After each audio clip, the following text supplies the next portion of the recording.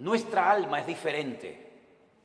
A nuestra alma no se le puede dar cualquier tipo de comida, porque el alma también se enferma. Y a veces hay gente en la iglesia que no levantan cabeza, ¿me explico? Gente que siempre están decaídos, están tristes, oras por ellos, escuchan los mensajes, pero que no terminan como de arrancar, yo digo, ¿no? Y es que a veces no se dan cuenta ni ellos que tienen el alma enferma. Y a veces dice, ¿por qué me viene a mí de repente esa tristeza cuando yo estaba bien la semana pasada? ¿O por qué me pasa a mí esta cosa o aquella otra? Y es que uno tiene que ir al manual, a la escritura, y pedirle al Señor olfato y discernimiento espiritual. Y el Señor te va a mostrar probablemente qué es lo que está pasando en tu vida. Que a lo mejor llevas años con esa enfermedad espiritual, esa enfermedad del alma, y tú ni siquiera te has dado cuenta. ¿Saben que un día el Señor Jesucristo entró a predicar a una sinagoga? Las sinagogas no son como así, como tenemos el culto nosotros, donde están todos juntos, ¿no? Las mujeres, los hombres, los niños, las niñas. No.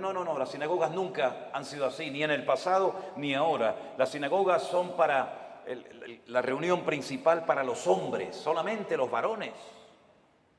Y los niños que han hecho bar mitzvah, que han hecho una ceremonia que pasan de niño a hombre a partir de los 12 años y están con sus papás. Y las mamás y las niñas, ¿dónde están? Aparte, o en el balcón arriba, detrás de una pared, detrás de unas cortinas. Hoy en el culto lo pueden ver, pero no pueden estar juntos, hombres y mujeres. Aunque fueran marido y mujer, no pueden estar juntos.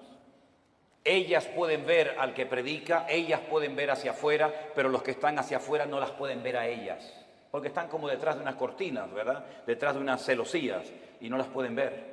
Pero dice la Biblia que un día el Señor Jesucristo llegó a una sinagoga y dice que en medio del mensaje se para, lo interrumpe porque dice que vio a una mujer encorvada desde hacía 18 años.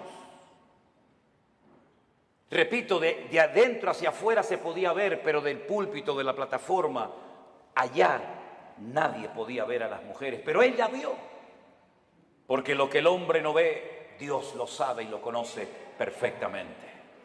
Y da igual dónde te escondas, da igual dónde vivas, da igual dónde estés, el Señor sabe dónde estás y cómo estás. Hizo algo que rompió todas las estructuras religiosas de cualquier sinagoga del mundo. Le dice a la mujer, ven, y la pone delante de todos los hombres. Y seguramente habrán dicho, ¿qué está haciendo este hombre? Esto es un pecado, esto es una falta de respeto, esto es una falta de reverencia. ¿Qué está haciendo este hombre? Poner en medio de nosotros a una mujer. Y dice la Biblia que esta mujer no se podía enderezar. Estaba totalmente curvada su columna vertebral. Y dice que llevaba en esa condición lamentable 18 años de su vida. No se perdió un culto, no se perdió una reunión en 18 años, pero siempre estaba igual o peor. Y esa historia solamente está en el Evangelio de Lucas. Marcos no habló de ella, ni Mateo, ni Juan, pero Lucas sí. Y Lucas dice la Biblia que era médico. Y Lucas la observó, a Lucas le contaron los síntomas que tenía y él llegó a la conclusión de que de ninguna manera esta mujer nunca se iba a enderezar. Ahora, el problema aparentemente era un problema físico, pero sin embargo la Escritura dice que tenía espíritu de enfermedad y por eso no se podía enderezar. Fíjese la preposición, las preposiciones son muy importantes, hermano, muy importantes. Como cuando el Señor le dijo a Moisés, desde hasta será tu territorio, pero no te salgas de ahí porque no te voy a dar nada, pero desde aquí hasta allí todo será tuyo. Las preposiciones en la Biblia son tremendamente importantes. Y por eso dice la Biblia que de ninguna manera se podía enderezar, porque era una persona que estaba que tenía espíritu de, no dice un espíritu, sino espíritu de. ¿Y cuál es la diferencia entre tener un espíritu o tener espíritu de enfermedad? Bueno, tener un espíritu significa tener un demonio, ¿sí o no? Tener un espíritu significa tener una presencia demoníaca en tu cuerpo, y entonces cuando una persona tiene eso, las evidencias son muy distintas, amigo. No es lo mismo tratar con un esquizofrénico, no es lo mismo tratar con una persona, digamos, poseída, que con una persona, por ejemplo, que le dan ataques epilépticos, aunque a veces a endemoniados le pasan esas cosas, pero la sintomatología, la patología de la persona es completamente diferente. Y es una lástima cuando a un endemoniado se lo trata como a un loco, o a un loco se lo trata como un endemoniado, que es muchas veces lo que pasa en las congregaciones. No, él está endemoniado. No, no está endemoniado. Tiene un problema psicológico, problema mental. Por eso hay que orar mucho y pedir sabiduría y discernimiento al Señor para saber ayudar a cada persona según su verdadera necesidad y no lo que a mí me parece que tiene. Porque le puede hacer muchísimo daño a una persona, ¿verdad? Ella tenía espíritu de enfermedad, una tendencia a la enfermedad, una tendencia a ese tipo de problemas que se manifestaban evidentemente de una forma física. Es como personas que tienen tendencia al desánimo, tendencia a la depresión, una tendencia, ¿verdad?, a la crítica, una tendencia al desánimo. Cada uno de nosotros tenemos áreas de debilidad dentro de nosotros, ¿sí o no? Claro que sí, unos más y unos menos, unas más evidentes que otras, pero todos tenemos tendencia, ¿verdad? Hay gente que tiene tendencia a hablar más de la cuenta, ¿sí o no? Bueno, aquí no en Guatemala porque ustedes están en un nivel espiritual diferente al nuestro, ¿no? Pero hay gente que tiene una tendencia a... Me dijo una hermana, dice, hermano, ¿usted cree que yo tengo don de lenguas? Y la miré así de arriba abajo y le digo, no sé si lo suyo es don de lengua, pero tiene una lengua que parece un don, hermana. ¿Sabe? Así que esta mujer tenía espíritu de enfermedad. Jesús, cuando oró por ella, no se manifestó como el endemoniado gadareno, revolcándose, pateando, con espumarajos, con actos de violencia, sino que ella no se movió, no le pasó nada, no hizo nada dramático, no hizo un show, no hizo un espectáculo, sino que el Señor dice que puso las manos sobre ella, cosa que nunca hizo con ningún endemoniado, y le dijo, mujer, eres libre de tu enfermedad. Y entonces dice que ella inmediatamente se endereza.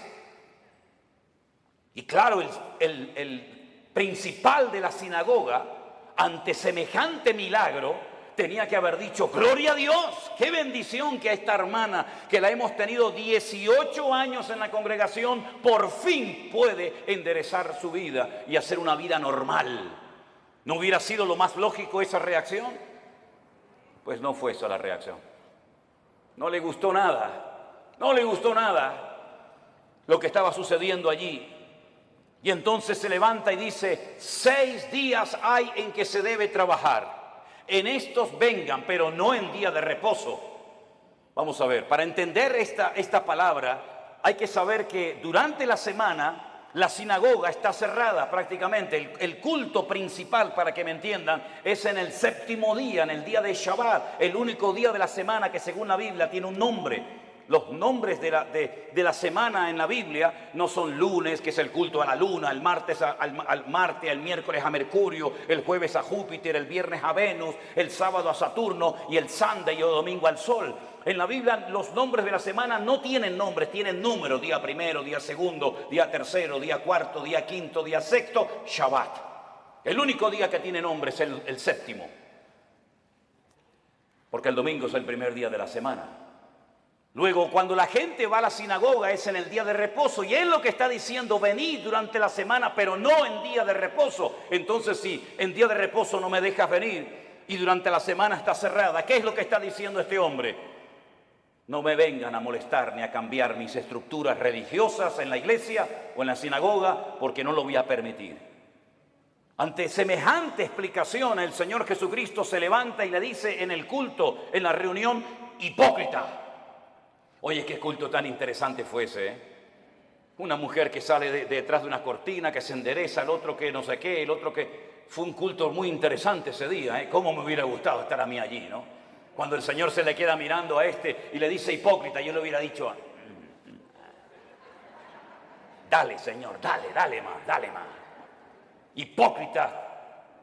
No se levantan ustedes en día de reposo, que según ustedes no se puede hacer esto, ni esto, ni esto, ni aquello, ni aquí, ni para allá, y desatan su buey del pesebre y lo llevan a beber, y luego lo traen otra vez. Y a esta hija de Abraham, que Satanás la tenía atada, la tenía ahí oprimida, no se le debía de desatar en el día de reposo. No dijo liberar, dijo desatar, que es diferente. ¿Cómo es posible que hayas tenido en tu congregación 18 años a una mujer en esta condición y no has movido ni un dedo? Y vengo yo y hace un milagro el Señor a través de su vida y su ministerio, y te enfadas y te enojas por lo que ha sucedido. ¿Saben que hay personas que no quieren que Dios les sorprenda? Hay gente que no quiere cambiar, hay gente que está cómoda, hay gente que está muy cómoda, muy apoltronada con su rutina religiosa, pero el Señor ha venido para romper estructura. El Señor ha venido a su casa a hacer lo que quiere, porque al fin y al cabo la iglesia no es suya ni mía. La iglesia es la casa de Dios y Él es la cabeza, yo soy el cuerpo. ¿Te vas a dejar sorprender por el Señor o ya lo sabes todo? Esto no se puede hacer, esto sí se puede hacer, ahora de pie, ahora sentado. Pero ¿quién eres tú, el dueño de la iglesia? ¿Qué te has creído que eres tú en la iglesia? El que abres y cierras la bendición de Dios. El dueño de la iglesia no es el pastor, no es los ancianos, no son los diáconos, no es la mesa directiva. El dueño de la iglesia es Cristo, y si no es Cristo tienes un grave problema. Porque te has convertido en propietario de algo que no te corresponde. En vez de un administrador, en un siervo, que para lo que está es para servir y no para servirse de, como muchos hoy en día, que en vez de servir a la gente lo que hacen es que se sirven de la gente y todo gira en torno a ellos y se enfadan cuando no le dice a la gente: sí, pastor, sí, mi hermano, sí, el ungido, como si los demás no fueran ungidos igual que el pastor. ¿O usted no es ungido? ¿Usted no tiene el mismo espíritu que tengo yo en esta tarde? ¿Usted no lee la misma Biblia que yo? ¿Usted no va al mismo cielo que yo? Entonces, ¿por qué hacemos esas diferencias? No toque al ungido, no moleste al ungido. El ungido. ¿Y usted qué es? Si usted no tiene la unción que yo tengo, entonces usted tiene un grave problema. Si el Espíritu Santo que mora en mi vida no mora en la suya, entonces usted no es cristiano, porque hay un solo Espíritu, hay un solo cuerpo, hay un solo bautismo, hay un solo Dios y hay un solo cielo para todos y cada uno de nosotros. Y eso es lo que dice la palabra del Señor, mi querido hermano. Y no hay esas diferencias. Una cosa es el respeto y otra cosa es el servilismo. Hay gente que en vez de ser siervos son como esclavos del hombre, esclavos de la doctrina, esclavos de la denominación, esclavos del ministerio. No, usted no tiene que ser esclavo de nadie, usted tiene que ser siervo de Jesucristo. Ahora dice la palabra de Dios que esta mujer se enderezó, cosa que no podía hacer antes, porque la presencia del Señor llegó a ese lugar. Y donde está el Señor tienen que haber cambios. Lo que no puede ser es que una vida, una familia, una iglesia llamada cristiana estén siempre igual. ¿Qué es lo que hace mucha gente cuando se les predica claramente la palabra y se sienten incómodos? Bueno, lo fácil es cambiarse de iglesia, ¿sí o no?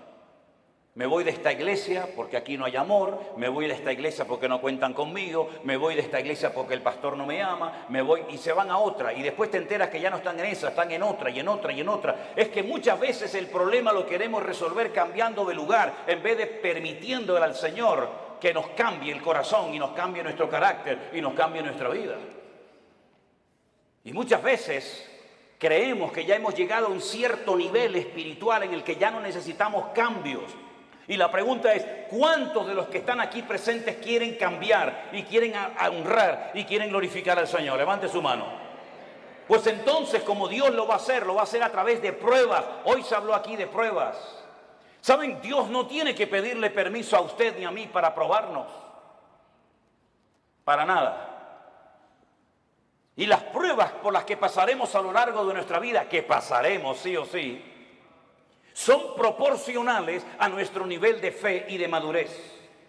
Lo cual quiere decir que Dios nunca jamás va a mandar una prueba a usted por equivocación, por error. Ay, esta prueba era para Juan y se la estoy mandando a Antonio. Esta prueba era para la hermana María y me equivoqué y se la mandé a la hermana Juana. No, para nada. Las pruebas están preparadas desde la eternidad para cada uno de nosotros. Y Él nunca nos va a mandar algo que no vamos a poder soportar y llevar. Y en el caso de que nos mandara algo que humanamente hablando decimos, yo no aguanto, yo no puedo con esto, no te preocupes, que el Señor te va a capacitar y te va a ayudar para que tú pases por la prueba con gozo y con la bendición de Dios. Yo siempre he dicho que si las pruebas que el Señor le mandó a Abraham se las hubiera pedido o se las hubiera mandado a David, no las hubiera podido soportar. Porque como dije esta mañana, David ganó muchas batallas fuera del hogar, pero dentro perdió muchas. Sin embargo, cuando el Señor le pide a Abraham que sacrifique a su hijo, él no le dijo al Señor, ¿y por qué? Yo tengo dos, si quieres te sacrifico al primero, a Ismael. No, quiero que sacrifiques a tu único hijo, al que amas. Y le dice a Isaac. Abraham en aquel momento vivía en el sur de Israel, en una ciudad llamada Beersheba. La palabra Beer en hebreo es pozo, Sheba es 7. Beersheba, la ciudad de los 7 pozos. Él vivía en el sur de Israel. Beersheba en la actualidad es la capital del Negev, del desierto del Negev, del sur de Israel. Y el Señor le habla y le dice, ve al monte Moriah a sacrificarme a tu hijo. El monte Moriah está en Jerusalén. Es el monte donde tiempo más tarde se construiría el templo de Salomón. Él viajó, dice la Biblia, 3 días desde el sur de Israel hasta el monte Moriah. Y cuando llegan cerca del monte Moriah y lo ve de lejos, llevaba a algunos criados y él les dice a sus siervos, esperen aquí que nosotros iremos allí, adoraremos y volveremos. Fíjese qué interesante la palabra de Abraham. Iremos, adoraremos y volveremos. ¿Cómo que volveremos si Dios te ha dicho que van 2 y vuelve 1? Subiréis 2 al monte Moriah, pero a uno lo tienes que sacrificar y matarlo allí. Y el que volverá serás tú solo. Pero no dijo eso Abraham. Dice, iremos y volveremos. No fue hasta el ministerio del apóstol Pablo, cientos, miles de años después de este acontecimiento, de la aquedá, como se llama en hebreo, de la atadura, que inspirado por el Espíritu Santo, el autor de la carta a los hebreos y también Pablo, dijo que tenía este hombre tanta fe y tanta confianza en el Señor, que si sacrificaba a su hijo, el Señor se lo podía levantar de entre los muertos.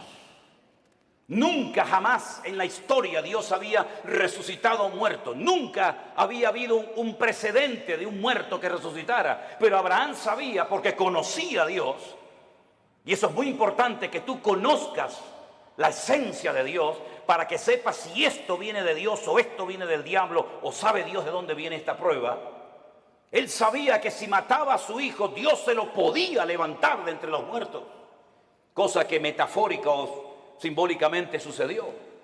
Ahora, muchos se han imaginado toda la vida que Isaac era como un niñito pequeño, que si no quiere ir lo empujo y lo llevo a la fuerza. No se equivoque, no es así.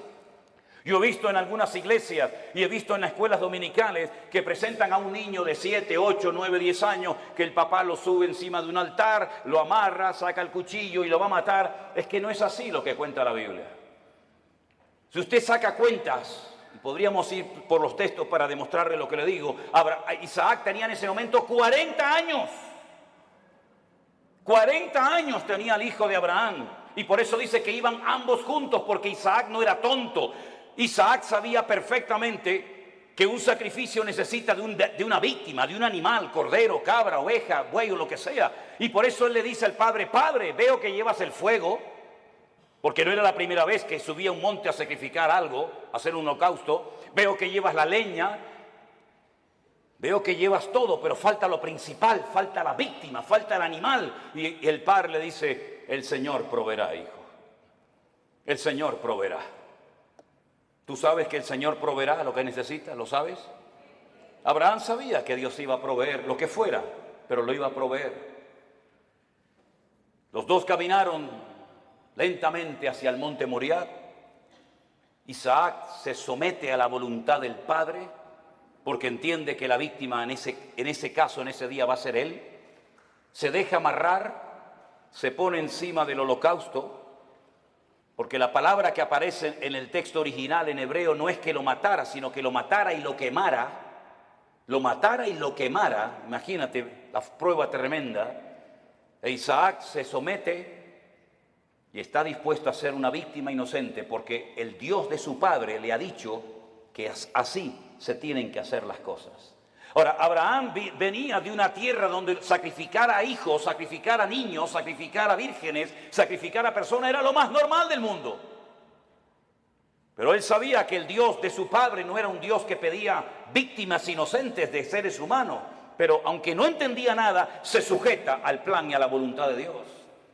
Hermanos, nosotros no hemos sido llamados para entender todo lo que Dios nos va a pedir y todo lo que Dios va a hacer en nuestra vida. Gracias a Dios no tenemos esa obligación de entender las cosas, pero sí tenemos la obligación y el deber de obedecer a Dios, aunque no entienda la voluntad y la voz de Dios para mi vida. Isaac no dijo, ¿y por qué yo? ¿Y por qué no Ismael? ¿Y por qué esto? ¿Y por qué aquello? Sino se sujetó. Silencio absoluto. ¿Oyen ustedes a Isaac hablando con su padre? ¿Oyen ustedes a Isaac quejándose contra Dios? En absoluto. Porque Isaac en ese momento, aunque él no era consciente, es un tipo de Cristo, sometiéndose a la voluntad del Padre Eterno, entregando su vida por todos y cada uno de nosotros. Y en el momento en el que Abraham va a sacrificar a su hijo, dice que se oyó una voz del cielo diciendo, alto Abraham, no lo hagas.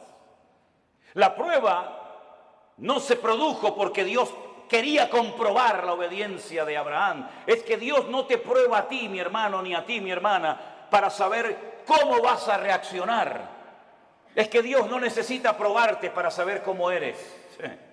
Es que Dios no necesita pasarte por una prueba económica, física, espiritual o de la índole que sea para comprobar si eres obediente o eres un rebelde, si eres una persona espiritual o eres un cabezón. Dios no necesita probarte para sacar conclusiones. Ya Dios te conoce desde el vientre de tu madre. Las pruebas son para que tú descubras cómo eres tú realmente delante de Dios. Es un test, es un examen, es una prueba que Dios te pasa a ti para que sepas si verdaderamente amas a Dios o no lo amas.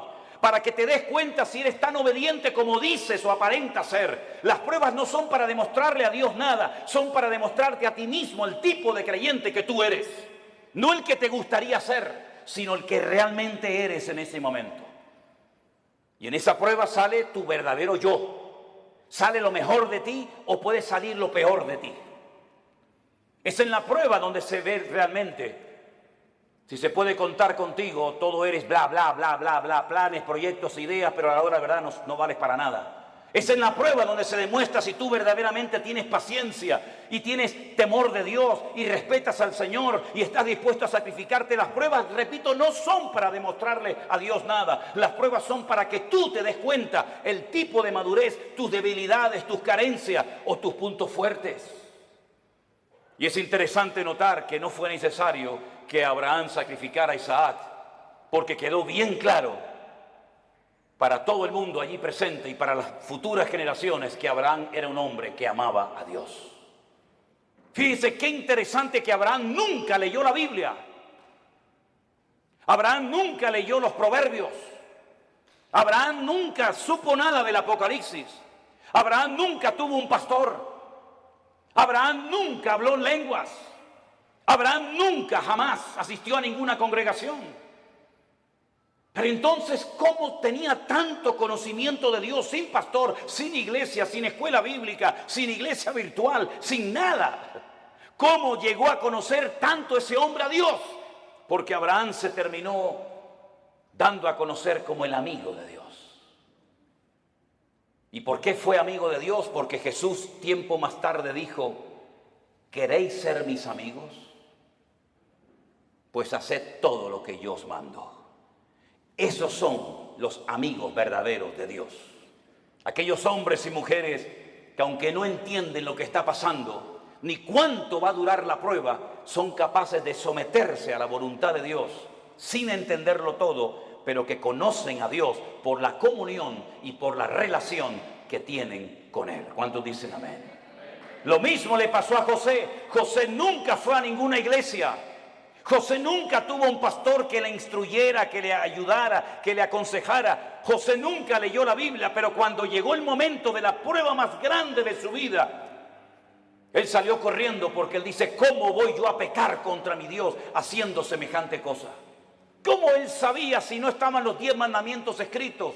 No estaba ni una palabra, ni una coma, ni una tilde de la Biblia escrita. ¿Cómo él sabía que eso no le agradaba a su Dios? Porque el que conoce a Dios sabe lo que a Dios le agrada y lo que Dios abomina.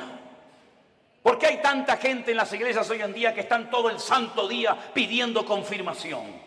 ¿Me puede el Señor confirmar si estoy llamado o no? ¿Me puede el Señor confirmar si tengo que ir allí o no? ¿Qué confirmación necesitas tú, mi hijo? Lea la Biblia, métase en la comunión con el Señor y no va a necesitar que nadie le ponga la mano encima para que le diga lo que usted tiene que hacer.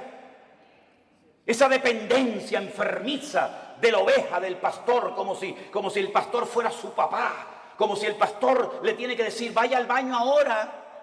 No, ahora no vaya al baño, vaya para allá. No, eso no es así, hay que ya crecer, hay que madurar, hay que aprender a ser autodidactas, porque llegará el momento que no existirá iglesia virtual, que no nos dejarán predicar en YouTube, que no nos dejarán predicar en Facebook. Llegará un momento que nos arrancarán las Biblias, llegará un momento que nos perseguirán, y en ese momento todo lo que han aprendido, si es que han aprendido algo, es lo que te va a mantener firme contra los ataques que vendrán en el futuro, mi querido hermano. No dependa de mí, por el amor de Dios, no dependa de la iglesia, dependa del Dios Todopoderoso, aleluya. Y si no lo aprende, dudo que aguantes la prueba, porque la prueba solamente la aguantan los que aman a Dios. Yo he descubierto eso, hermanos. Las pruebas no las sacan con buena nota, con buena calificación los que han aprendido a cantar muy bien. Las pruebas no las aprueban aquellos que saben, digamos, predicar muy lindo. No, las pruebas las aprueban con muy buena nota los que en el fondo aman a Dios con toda su alma y con todo su corazón. Porque cuando una persona ama, hace cualquier locura. Cuando una persona ama, está dispuesta a poner a un hijo sobre un altar y degollarlo como si fuera una bestia. Cuando una persona ama, es capaz de oír de los labios de Cristo, vas a morir crucificado como yo. Y Pedro dice, tú sabes que yo te amo, Señor. Cuando una persona ama, está dispuesta a estar solo en una cárcel, sabiendo que no estoy solo, sino que Él está conmigo y puedo terminar mi carrera y guardar la fe.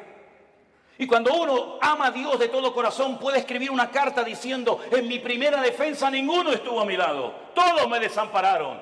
Pero no lo habla desde la amargura, no lo habla desde el rencor o el resentimiento, sino que dice, no se preocupen, hermano, Demas me abandonó, Alejandro me causó muchos males, el otro se fue por aquí, el otro se fue por allá, me sacaron de la celda, me llevaron al juicio, nadie estuvo a mi lado, pero el Señor estuvo a mi lado y me dio fuerzas, aleluya, y me guardó de la boca del león. En el peor momento de su vida, cuando todos, Timoteo, Tito, Priscila, Aquila, Silas, el otro, tenían que estar con Pablo, ni uno apareció. Pero el Señor estuvo a mi lado y me libró de la boca del león y me seguirá librando. A Él la gloria y la honra y el imperio por los siglos de los siglos, dice Pablo. A ese nivel tenemos que llegar. A ese nivel de fe, a ese nivel de madurez, a ese nivel de esfuerzo y sacrificio es al que tenemos que llegar todos y cada uno de nosotros. Porque todos vamos a ser probados en mayor o en menor medida. Y dice la Biblia que los que son fieles y aman al Señor, Dios nos guardará de la hora de prueba que ha de venir sobre todas las naciones de la tierra. Hace años atrás la gente de Europa venía a América, cuando el continente europeo quedó totalmente arrasado por la Segunda Guerra Mundial.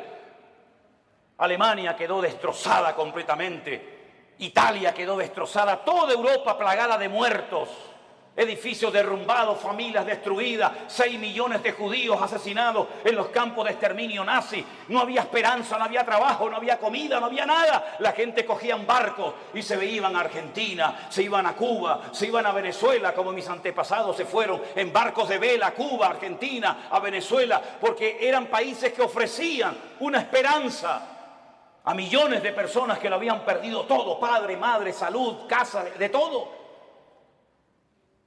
Pero ya eso pasó a la historia, mis queridos hermanos. Y más ahora que hemos conocido y hemos descubierto la perla de gran precio, que es nuestro Señor Jesucristo. Yo no necesito ir a los Estados Unidos para ser bendecido.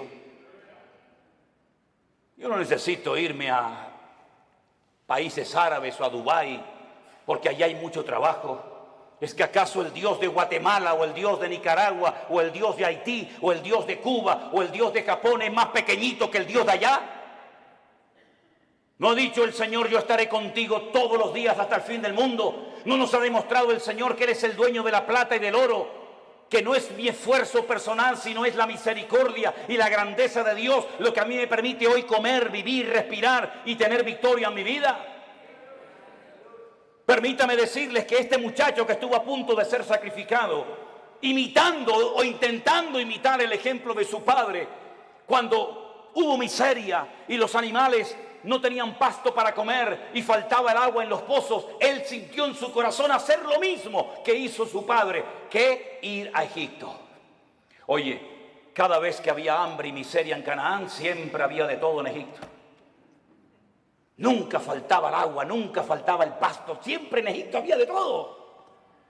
Y el Señor le dice a Isaac, no vayas a Egipto. Pero Señor, mi padre fue a Egipto. Claro que tu padre fue a Egipto. Y Egipto se le metió en su casa. ¿O no te acuerdas de tu hermanito Ismael, de quién nació? Y no te acuerdas de doña Agar, no te acuerdas que se fue de Egipto, pero Egipto se le metió en la casa. Tú no tienes que ir a Egipto para nada, tú te quedas aquí. Pero Señor, yo vivo en Beersheba, yo vivo en un desierto, no hay agua, no hay nada. Y el Señor le dice, siembra. ¿Pero dónde? Siembra ahí en la arena, siembra en la arena. Y después, ¿cómo riego la semilla? Escarba, busca, y empezó a escarbar, ¡pum!, le salió agua. Y vinieron los enemigos y dijeron, hay que taparle el pozo. Y le taparon el pozo. ¿Y ahora qué hago? ¿Me voy a Egipto? No, vete más allá. Siembra más allá y busca agua. Y encontraba agua en todos los lados. El agua estaba debajo, solamente había que buscarla. Y dice que ese año sembró y cosechó a 100 por 1 en el desierto sin agua. Y al final vinieron los enemigos, los que le echaban tierra y piedras a sus pozos, a hacer un pacto con él, a pedirle perdón y a decir, se nota que Dios está contigo. Eso es lo que el mundo necesita ver en nosotros los cristianos. Que nuestra dependencia no está del dólar, nuestra dependencia no está de los países del norte. Nosotros dependemos del Rey de Reyes y Señor de los señores. Y el Señor está contigo como poderoso gigante. ¡Alabado sea Dios! ¡Aleluya! ¿No dice el Señor que yo soy el Dios de la plata y del oro? Qué fácil es decirlo, ¿no? ¿Sí? Nosotros hemos vivido por fe 40 años de nuestra vida y hemos enseñado a nuestras hijas a vivir por fe.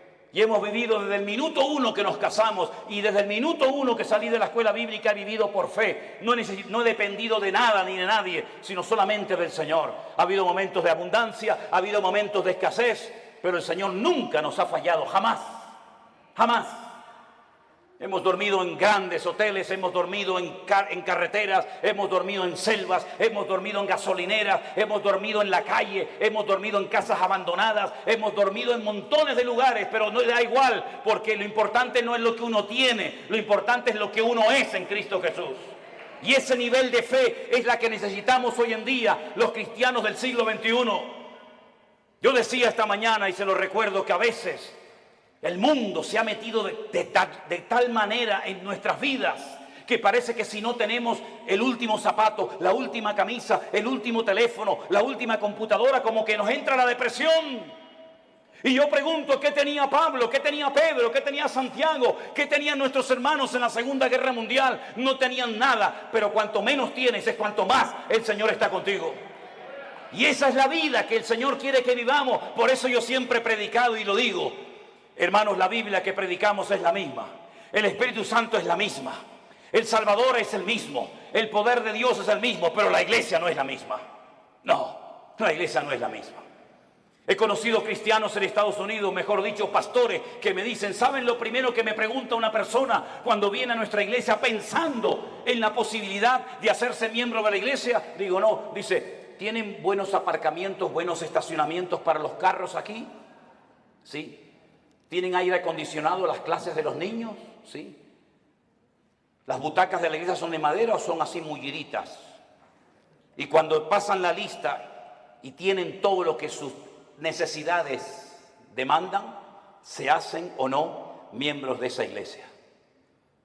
Yo te mandaría un tiempo a África, a Corea del Norte, a Irán, a Pakistán y a lugares donde los hermanos a escondidas de noche tienen que ir con un pico y una pala a romper bloques de hielo así de gordo y bautizarse en lagos helados para que no los maten las personas que están a su alrededor. Te mandaría a lugares donde solamente hay una Biblia para toda la iglesia y los hermanos se la pasan de unos a otros durante varios días y la copian a mano. Y yo tengo Corintios, yo tengo Efesios, yo tengo Gálatas, yo tengo Romanos, yo tengo los Proverbios, porque hay una sola Biblia para toda la iglesia. Cuando estábamos en Kenia y nos enfermábamos y lo primero que pensamos era en ir al médico, los de allí nos decían, no, no hace falta. ¿Cómo que no? Dice, no, vamos a orar, vamos a orar. Porque sabían que tal vez no tenían dinero para medicinas, pero tenían a su alcance el poder de Dios.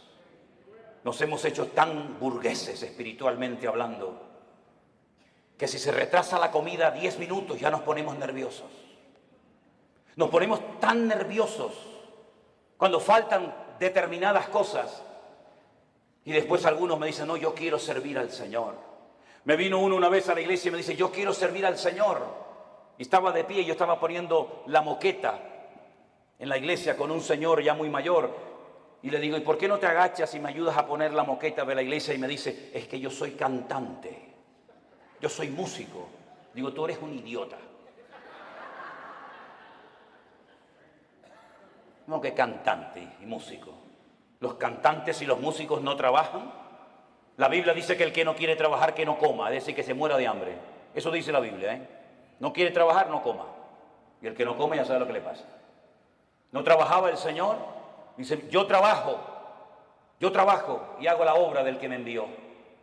En otras palabras, mis queridos hermanos, la iglesia tiene que despertar y darnos cuenta de que si la iglesia sigue viviendo como ha vivido en estos últimos 30, 40, 50 años, por eso la iglesia entró en una decadencia, por eso el mundo se metió en la iglesia, por eso la gente ha salido herida, por eso la gente ha comido veneno y comida caducada en las congregaciones. ¿Por qué? Porque nos hemos agarrado a cosas y hemos convertido la iglesia en el campo, cuando la Biblia dice que el campo es el mundo, no la iglesia.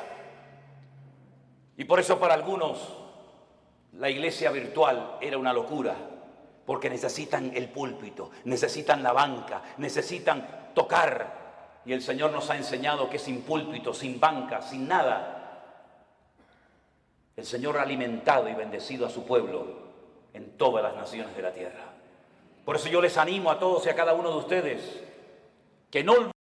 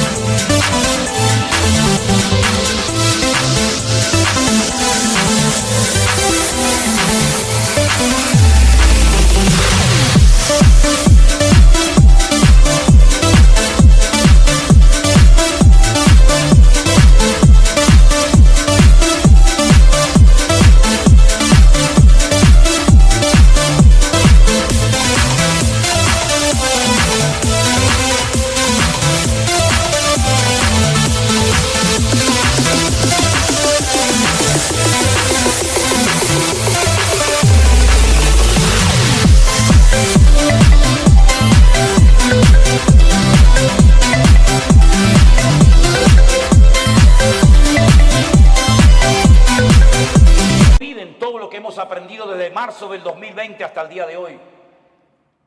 Que no tengamos una amnesia, sino que recordemos todo lo que el Señor nos ha venido enseñando y mostrando día a día. Estos testimonios de gente cambiada, estos testimonios de gente sanada, testimonios de familias restauradas, Todo esto lo ha hecho el Señor sin necesidad de que una persona sea la estrella y el protagonista. La obra la ha hecho el Señor nuestro Dios, al cual le damos a Él siempre toda la gloria y toda la honra. Aleluya. Así que, mi querido hermano, Dios sí que nos guardará de las pruebas, claro que sí, pero nuestro nivel de madurez tiene que ser elevado. Me sorprendió mucho cuando fuimos a la cárcel el otro día, los pastores, sí, pastores que están allí también cumpliendo condena, privados de libertad, pero saben que ese es el momento y el lugar donde tienen que estar atendiendo y ministrando a otras personas. Cada uno de nosotros tenemos un lugar en el cuerpo de Cristo. Yo sé cuál es el mío y cuál no es el mío. Pero yo quiero que usted cierre sus ojos en esta tarde y a partir de hoy se proponga seriamente decirle al Señor cuál es mi sitio y cuál no es mi sitio. ¿Qué tengo que hacer y qué no tengo que hacer? ¿Qué tengo y qué no tengo? Pedro le dijo a aquel paralítico, no tengo. No esperes de mí plata y oro porque no tengo, pero lo que tengo, te lo voy a dar. La Biblia dice que antes de que una persona sea usada, primeramente tiene que ser probada. Nadie puede ser usado en el reino si no es probado primero.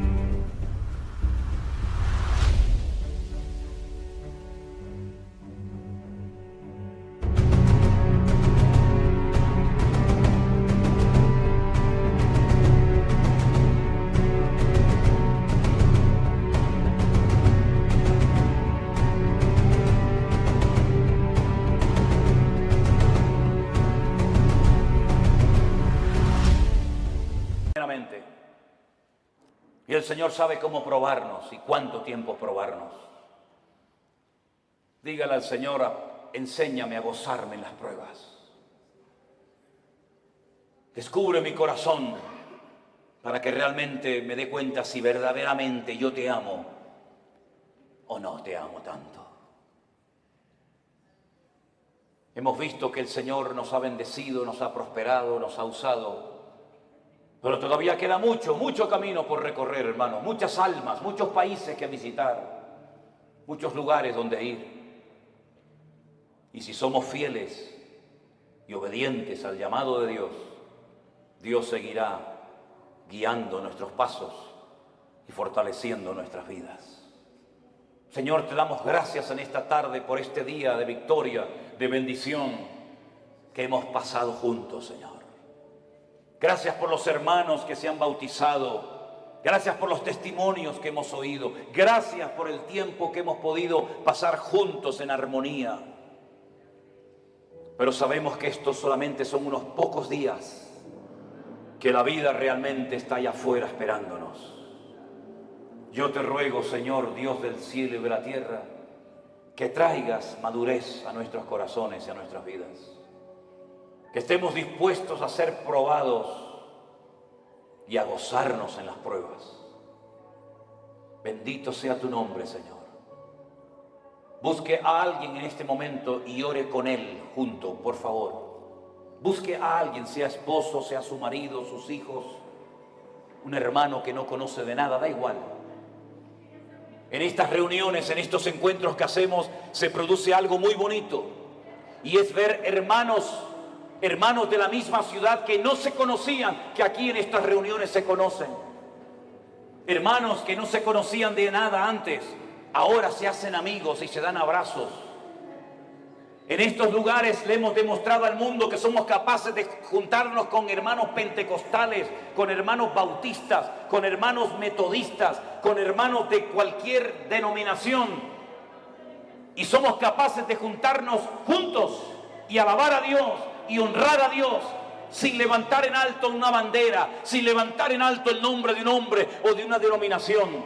Dios está rompiendo barreras, hermanos queridos. Pastores de diferentes iglesias vienen a nuestros encuentros, vienen a nuestras reuniones y juntos alabamos al Señor. Y eso es algo milagroso que nunca se había dado, o por lo menos hace mucho tiempo. Aquí nos juntamos hermanos de diferentes nacionalidades, ricos, pobres, blancos, negros, hermanos que tienen una tendencia denominacional, hermanos que tienen otra creencia denominacional, hermanos que levantan las manos, hermanos que no levantan las manos, hermanos que hablan en lenguas, hermanos que no hablan en lengua. Eso es lo de menos. Lo que nos une no es eso, lo que nos une es el amor de Dios. Y lo que queremos es impactar al mundo con el amor de Dios en nuestros corazones. Aleluya. Recibe la gloria, mi Dios. Y así orando los unos por los otros, te damos gracias por tu fidelidad. Gracias por tu palabra, Dios mío. Aleluya.